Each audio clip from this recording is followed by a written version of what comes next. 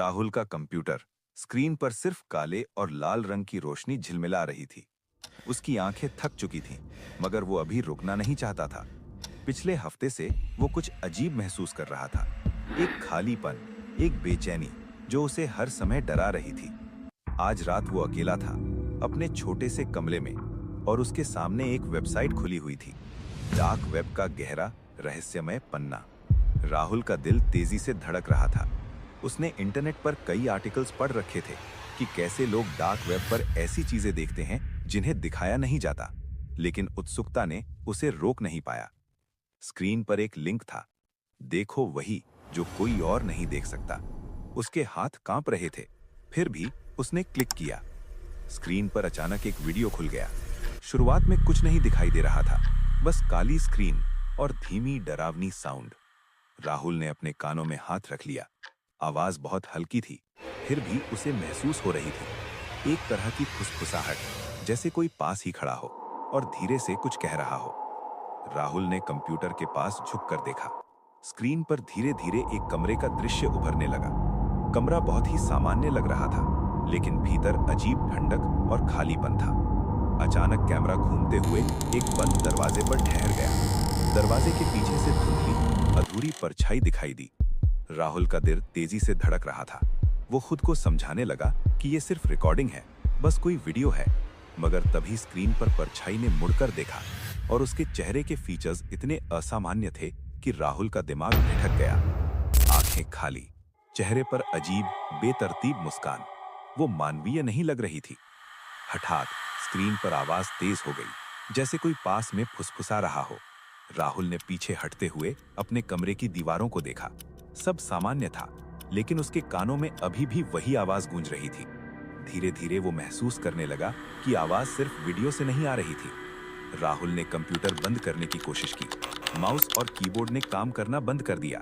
Screen चमकती रही और वीडियो रुकने का नाम नहीं ले रहा था। फिर अचानक वीडियो में वो अधूरी परछाई राहुल की तरफ मुड़ी और स्क्रीन पर लिखा दिखाई दिया, मैं तुम्हारे पास आ रहा हूं। राहुल ने चिल्लाने की कोशिश की, मगर आवाज नहीं निकली। उसके शरीर पर सर्दी की लकीरें दौड़ गईं, जैसे कोई अदृश्य हाथ उसके कंधों पर बैठ गया हो। उसने पलट कर देखा। कमरा खाली था, लेकिन एक अजीब दबा हुआ घमंड महसूस हो रहा था। उस रात राहुल ने पूरी नींद खो दी।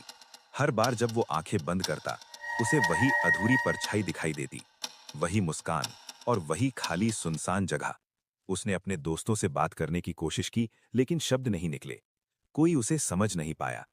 अगले दिन राहुल ने इंटरनेट पर और रिसर्च करना शुरू किया। उसे पता चला कि डार्क वेब पर ऐसे कई रिकॉर्डिंग्स हैं जो सीधे वास्तविकता में लोगों के जीवन को छूते हैं। कई लोग जो इन्हें देखते हैं अचानक गायब हो जाते हैं या मानसिक रूप से टूट जाते हैं। राहुल समझ गया कि वो सिर्फ वीडियो नहीं देख रहा था, वो वीडियो अब उसकी वास्तविकता में शामिल हो गया था। रातें और दिन अब एक हो गए थे। वो हर समय कंप्यूटर के पास बैठा रहता, डर और जिज्ञासा के बीच फंसा हुआ। धीरे धीरे उसने महसूस किया कि उसकी असली दुनिया और स्क्रीन की दुनिया के बीच की रेखा धुंधली होती जा रही थी। वो छाया जो स्क्रीन में थी अब उसके कमरे में थी, कभी खिड़की के शीशे में, कभी दर्पण में, कभी कमरे के कोने में। एक रात राहुल ने हिम्मत जुटाकर अपने कमरे से बाहर निकलने का सोचा, लेकिन जैसे ही उसने कदम रखा, उसे लगा कि फर्श के नीचे कुछ हलचल है। उसने झुककर देखा, कुछ भी नहीं। फिर अचानक पीछे से ठंडक का झोंका आया और वो महसूस कर सकता था कि कोई उसके पास खड़ा था। वो पलटा और देखा, वो अधूरी परछाई अब वास्तविक रूप में उसके सामने खड़ी थी।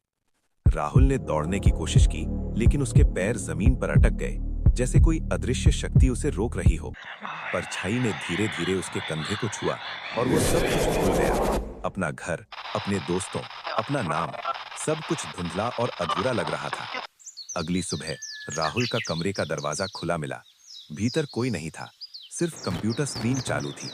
स्क्रीन पर सिर्फ एक ही संदेश लिखा था, अभी भी देख रहे हो। राहुल को किसी ने नहीं देखा, किसी ने नहीं सुना। लोग सोचते रहे कि वो गायब हो गया, लेकिन सच ये है कि वो अभी भी उस वीडियो में है, कहीं डार्क वेब की गहरी परछाई के साथ किसी के अगले क्लिक का इंतजार करता।